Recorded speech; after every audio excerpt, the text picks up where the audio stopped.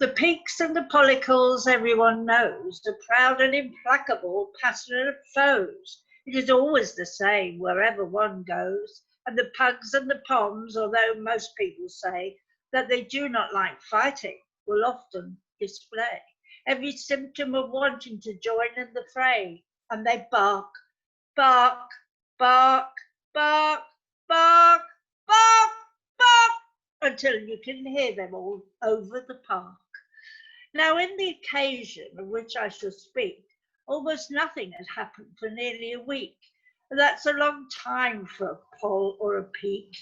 The big police dog was away from his beat. I don't know the reason, but most people think he slipped into the bricklayer's arms for a drink. And no one at all was about on the street when a peak and a pollicle happened to meet.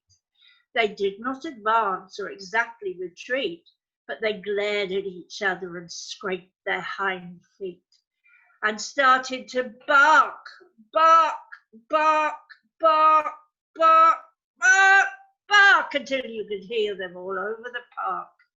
Now the peak, although people may say what they please, is no British dog, but a heathen Chinese, oh dear. And so all the peaks, when they heard the uproar, some came to the window, some came to the door. There was surely a dozen, more likely a score, and together they started to grumble and wheeze in their huffery, snuffery heathen Chinese. But a terrible din is when what Pollicles like, for your Pollicle dog is a dour Yorkshire tyke, and his braw Scottish cousins are snappers and biters, and every dog jack of them notable fighters. And so they stepped out with their pipers in order, playing When the Blue Bonnets Come Over the Border. Then the Pugs and the Poms held no longer aloof, but some from the balcony and some from the roof joined in to the din with a bark, bark, bark, bark, bark, until you could hear them all over the park. Now then these old heroes together assembled, the traffic all stopped and the underground trembled. And some of the neighbours so much afraid that they started to ring up for the fire brigade, when suddenly up from a small basin flat, why, who should stalk out but the great rumpus cat? His eyes were like fireballs fearfully blazing. He gave a great yawn and his jaws were amazing. And when he looked out through the bars of the area, you never saw anything fiercer or hairier.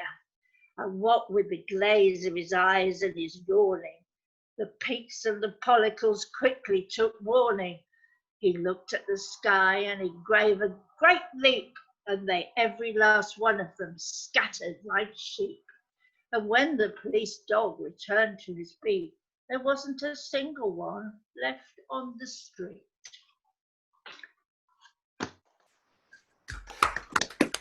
Hello. So, Well done. Okay. Jan, just a quote from Wama in the chat. He goes, "Betsy likes this, Jan." Betsy's Wama's dog. Lovely. Oh, and just before we go on to Wama and Lolly, our new arrivals tonight, Veronica and her husband and son, say hi, everyone.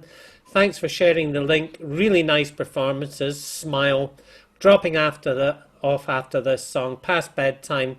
Try and join again next Monday. Have a nice week. So there you are. You heard it here. So, speaking of families, next up is Wama and granddaughter Lolly, who have been stars of the show for several weeks now. So guys, can you unmute yourselves? Wama, and then everyone else mute yourselves, please.